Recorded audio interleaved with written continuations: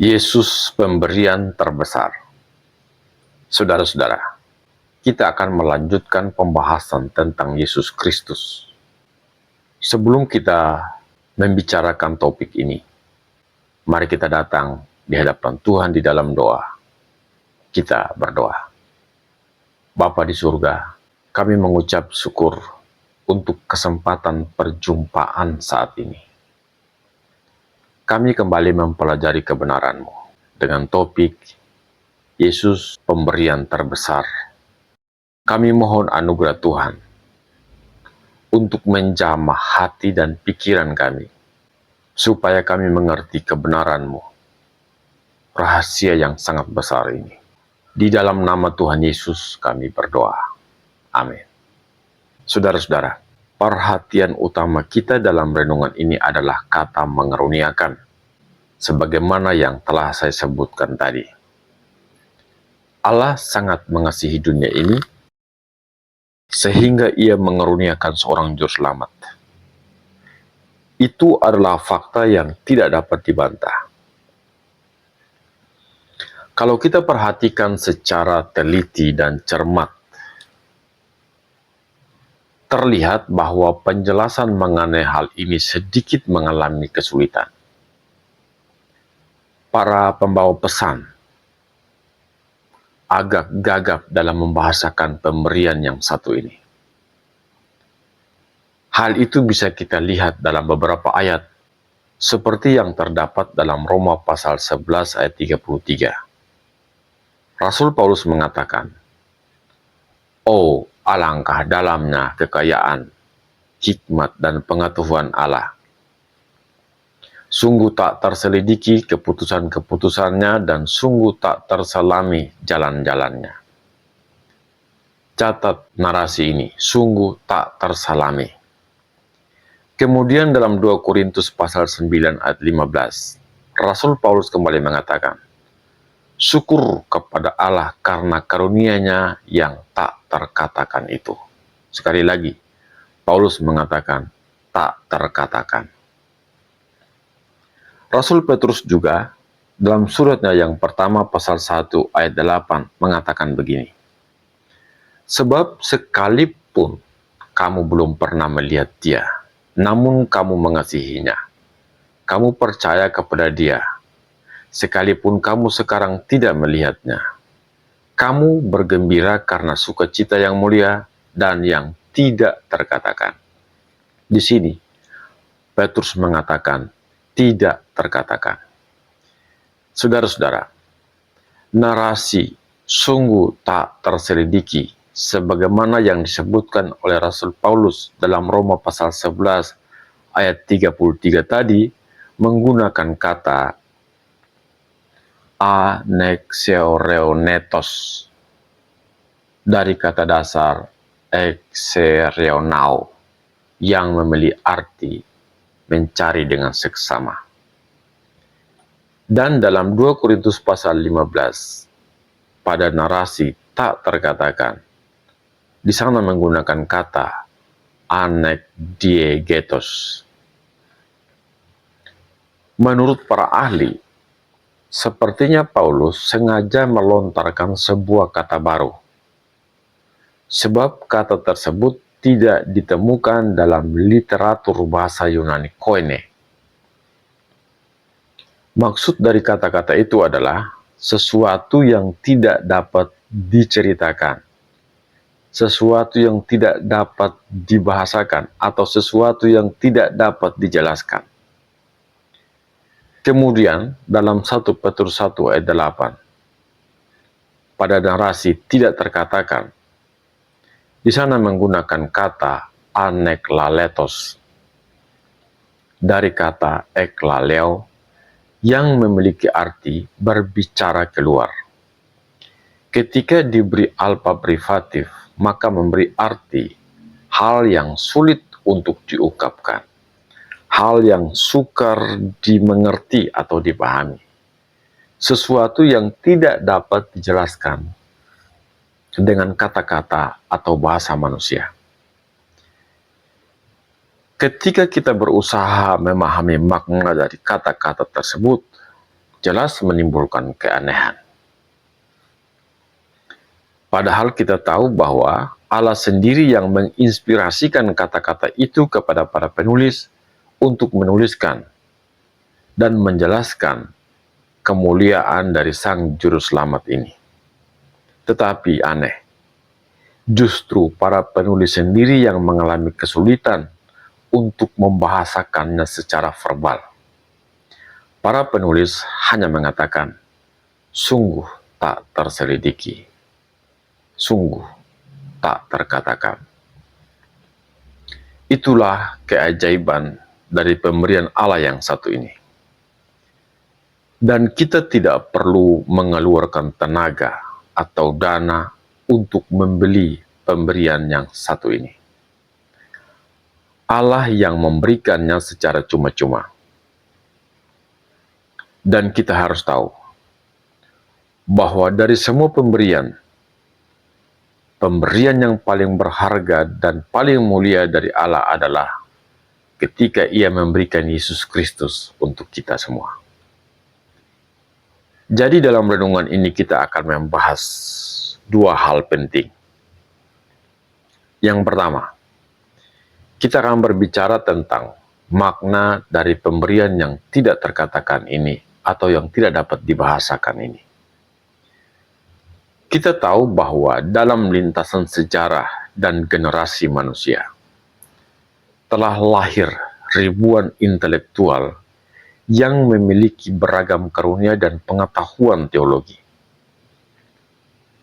Mereka terus menyelenggarakan berbagai seminar teologi, menulis banyak buku, dan menyebarkan traktat-traktat sebagai hasil kajian dan analisis yang mereka lakukan. Tetapi dalam sepanjang sejarah itu pula, dan dalam kumpulan karya tulis yang banyak itu, mereka sendiri belum mampu menemukan kata yang tepat yang dapat mencakup seluruh keajaiban dari pemberian Allah merupa Yesus Kristus. Pemberian dari sorga ini tidak dapat dijelaskan secara utuh, sesuatu yang sukar dipahami dengan logika manusia yang terbatas. Ada makna yang sangat dalam, yang melampaui semua bahasa verbal yang ada atau yang dapat diungkapkan dalam satu kalimat atau suku kata atau satu suku kata manusia. Saudara-saudara, kita tahu bahwa dalam kehidupan ini banyak hal yang memiliki nilai penting. Misalnya, sebagian orang memberi nilai yang penting atau yang tinggi pada berlian, permata, emas, mobil mewah, rumah mewah, dan lain-lain. Tetapi bagaimana jika mereka memberi nilai yang tinggi, yang sangat berharga pada sebuah barang kecil atau sederhana? Mereka sangat menghargai barang tersebut karena apa yang terkandung di dalamnya. Misalnya, karena barang tersebut adalah pemberian dari seorang tokoh terkenal. Mungkin harganya tidak terlalu mahal, tetapi menjadi sangat bernilai karena merupakan pemberian dari seseorang yang sangat dikagumi atau dikasihi. Saudara perhatikan, dalam beberapa kesempatan, Presiden kita, Bapak Prabowo Subianto, sering memberikan hadiah. Yang terbaru ini adalah ketika ia berkunjung ke Rusia. Ia memberikan hadiah kepada salah seorang pengawal yang mendampinginya. Dan hampir dalam beberapa kesempatan, kita selalu melihat kejutan-kejutan yang diberikan oleh Presiden Prabowo Subianto kepada orang-orang tertentu. Nah, kita kembali pada topik ini. Ada yang sangat menarik dari pemberian dari surga ini, yaitu bahwa Ia memberikan Yesus Kristus ketika manusia sedang hidup dalam dosa. Ketika hubungan antara manusia dengan Allah itu sedang ada dalam situasi yang tidak baik. Ada jurang yang sangat dalam yang tidak terjembatani antara Allah dan manusia. Ada jarak yang sangat jauh. Karena itu, pemberian dari surga ini adalah sesuatu yang sangat berharga dan sulit dijelaskan dengan kata-kata. Sesuatu yang tidak dapat dipahami dengan logika manusia. Memang itu sangat beralasan. Karena kita adalah manusia yang telah berdosa. Natur berdosa kita yang telah rusak secara total menyebabkan kita sulit untuk mengerti mengapa Allah memberikan Yesus Kristus kepada kita.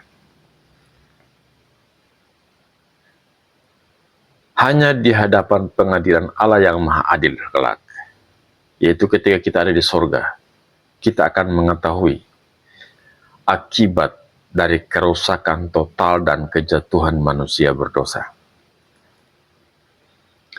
Adalah sesuatu yang sangat sukar untuk dilukiskan atau dijelaskan kemuliaan dan peninggian kita di dalam Yesus Kristus. Mungkin hanya malaikat yang dapat mengukurnya. Betapa dalamnya kita jatuh dalam dosa dan betapa besarnya penerimaan Allah atas diri kita. Jadi dengan mengampuni kita, maka kita disucikan oleh darah Kristus. Nama kita ditulis dalam buku kehidupan dan berada di dalam lingkup keluarga kerajaan Allah.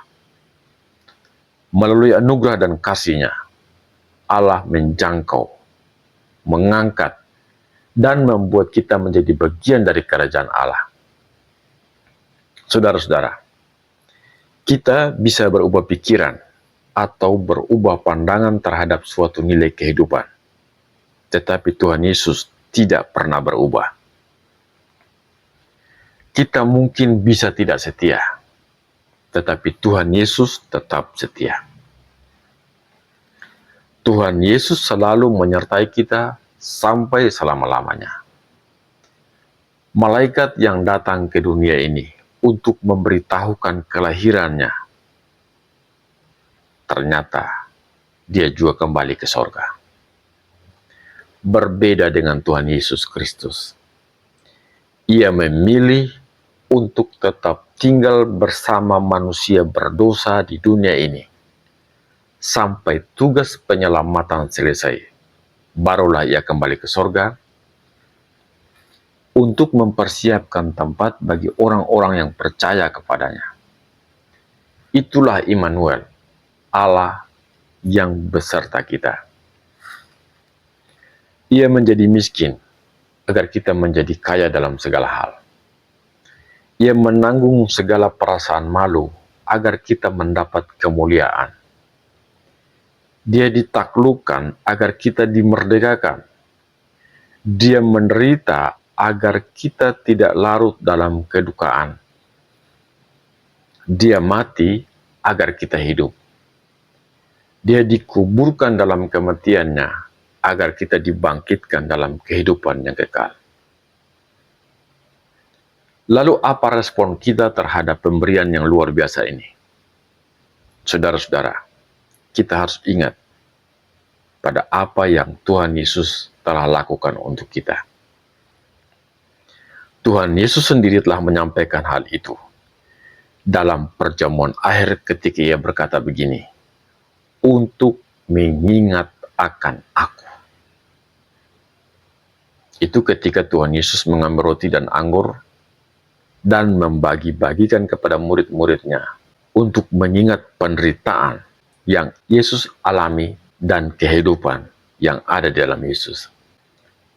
Sikap untuk mengingat akan Tuhan itulah yang selalu kita lakukan dalam perjamuan kudus. Sikap itu selalu ada dalam hati kita. Itu adalah hal yang dapat kita lakukan untuk memberikan makna pada apa yang Tuhan telah lakukan bagi kita. Sebab perintah Tuhan Yesus sangat jelas. Di dalam Lukas pasal 22 ayat 19, perbuatlah ini untuk mengingat akan aku. Jadi kalau gereja menyelenggarakan perjamuan kudus, itu bukan perintah gereja. Itu adalah perintah dari Tuhan Yesus sendiri. Sekarang kita masuk pada bagian yang kedua, yaitu bahwa kita memberikan hidup di dalam pengakuan dan pengenalan yang benar akan Tuhan. Ketika kita percaya kepada Yesus Kristus sebagai Tuhan dan Juru Selamat, kita harus sadar bahwa hidup kita bukan lagi milik kita. Kita telah dibeli dengan harga yang sangat mahal, yaitu melalui pengorbanan dan darah dari Yesus Kristus di kayu salib. Pada waktu kita memutuskan untuk mempercayai dan menerima Yesus Kristus sebagai Tuhan dan Juru Selamat, maka pada saat itu kita sudah bebas dari kutukan dosa dan kembali menjadi milik Allah yang dikasihinya. Karena itu, saudara-saudara, segala keberadaan kita dan segala sesuatu yang kita miliki sesungguhnya adalah milik Dia yang telah menyelamatkan kita dari cengkraman dosa. Kita telah menjadi bagian dari Dia, sama seperti Dia telah menjadi bagian dari diri kita. Saudara-saudara, pendapat ini mungkin agak berlebihan.